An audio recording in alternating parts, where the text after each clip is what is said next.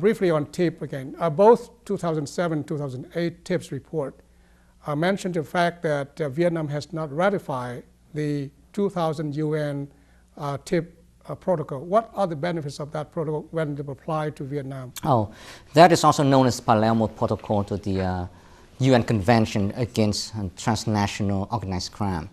As a signatory country of that protocol, Vietnam would have to make commitments to criminalize trafficking in persons, to protect and assist the victims, and also to promote collaboration with other state parties of the protocol. It will have a very great significance because currently the Vietnamese law doesn't cover trafficking persons in general. It only covers women and children. Not ratifying it yet? Well, because I guess that they don't really have a good faith effort in that, because labor trafficking is a paramount issue in Vietnam, and that's what brings in the money, and that's where corruption thrives, and that's why they are not going to expose the labor trafficking syndicates. Okay.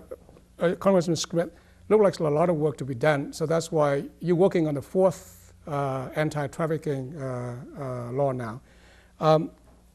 Given all the, have you said, all the appeals and all the mishap and the omission in the report, what did you want in that legislation, the fourth one, that would give you more effective tools to combat trafficking? Well, one of them would be to require, in the first law in 2000, we had 3 tiers, 1, 2, and 3, 3 being the worst. We then realized there were a number of countries that were in tier 2, which means that they have significant trafficking problems, but they're taking substantial efforts to stop them. In other words, it's a good faith effort. Tier 3 is a watch list, which we created a couple of years ago in one of our acts, was to say, well, there's some that fall in between.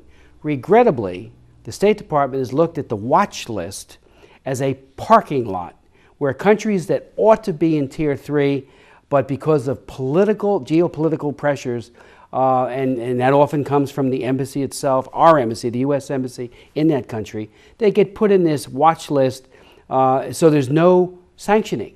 So it's almost, it's being misused. The new legislation would say 2 years on the watch list, and then fish or cut bait. You either go down to 2 because you've taken very serious action, or you drop to 3 and you get sanctioned. And that would be probably one of the main provisions of the new law if we can get it enacted. Yeah, we're running out of time, but there's a very piece of legislation that's important to Vietnamese community, which is the Vietnam Human Rights Act. And tell us about the status of that act and what the perspective and what we have to do, the community has to do in order to make it differently or more in order to get it passed. Very briefly, the act did you want to talk? The act is really designed to try to free the prisoners, allow for greater religious freedom, to turn properties that have been confiscated back to their rightful owners in the religious community, to enhance the ability to allow refugees out of the country. It's multi-pronged. It links substantial progress in the human rights area with whether or not additional foreign aid will be provided to Vietnam. And we're not talking about humanitarian aid, like the efforts to combat the HIV/AIDS crisis or other humanitarian aid. We're talking about security aid, and we're talking about economic aid. And our hope is that if we were to freeze it and just have a modest rebuke to the ongoing human rights abuses committed by the government, they'll start to clean up their act. Unfortunately, the Senate has not posted it for a vote. We've been in contact with Senator Biden. I'm hoping, as chairman of the Foreign Relations Committee, we can persuade him to go along with either this version or a hybrid version of the legislation. It has passed in the House of Representatives 3 separate times. I actually, almost a unanimous vote, 3 votes in dissent last time. And part of the reasons why we picked up some votes that we didn't have last time was that right after Vietnam got into the World Trade Organization and got PNTR from the U.S. government, they snapped back right to their original you know, the way they were doing business for years. And all of these people from the Block 8406 and others were rounded up and sent into prison, including a number of people I have met on trips to Vietnam.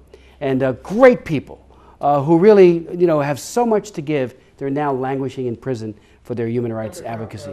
What your guess or what your assessment of the? Well, I think that there's a number of members of the Senate who are interested in getting some legislation out because they cannot deny the reality in Vietnam. The crackdown is still ongoing, and they all agree that there ought to be some kind of legislative actions. I think that the debate now is the language.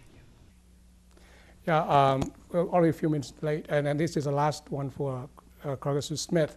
Now, due to your hands-on approach, you've been there to Vietnam so many trips and then talked to them, talked to the students, and talked to the Vietnamese government.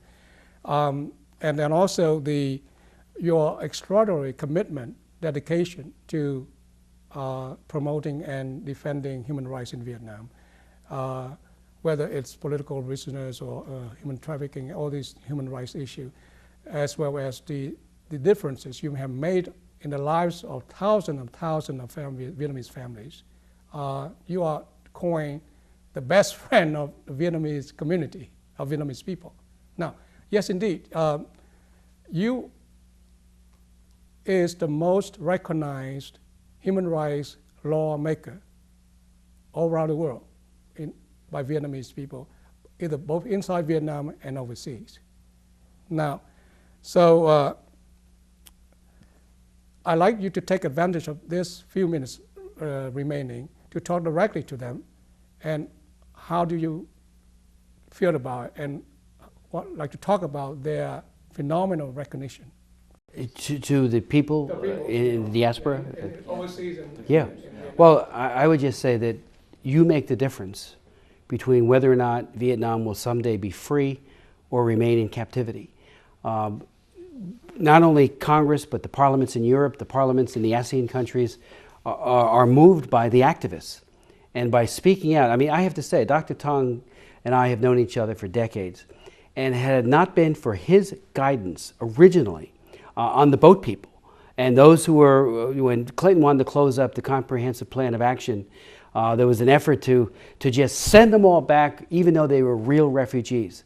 The information that was accurate and very timely that Dr. Tong provided us made all the difference in Congress in creating the Rover program so that re-reviews could be done, and many of those people, upwards of 18,000 people, have now come to the United States. That would not have been possible had it not been for him and the activists within the Vietnamese community. So my encouragement to all of you is to keep pressing hard. Hold members of Congress, House and Senate, to account. We have a lot of balls in the air any given time. There's a million issues coming our way.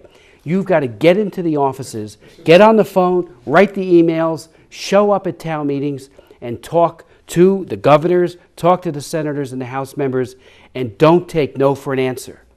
Those who say if we just trade things will get better, point out to them things have gotten worse since the bilateral trade agreement, and that especially since the World Trade Organization ascension by Vietnam. They're following China and Vietnam and many other countries where there are dictatorships, think that all America cares about, and the Europeans, are profits. We need to put human rights above profits. I'm a capitalist. I think we should make money. Hard work should have its reward, but you don't want to empower dictatorships when they repress the people. So keep on and pray. Pray for those who are in captivity that they be released, because I do believe prayers work. Thank you. Thank you, Chris, and Christmas, and thank you, Dr. Tang, for your time and your sharing information with us. And we're lucky that, that's why we like to interview you, because you are the two who have intimate knowledge of the issues of human trafficking and human rights in general, and especially the process and then the challenge to combat it. Thank you.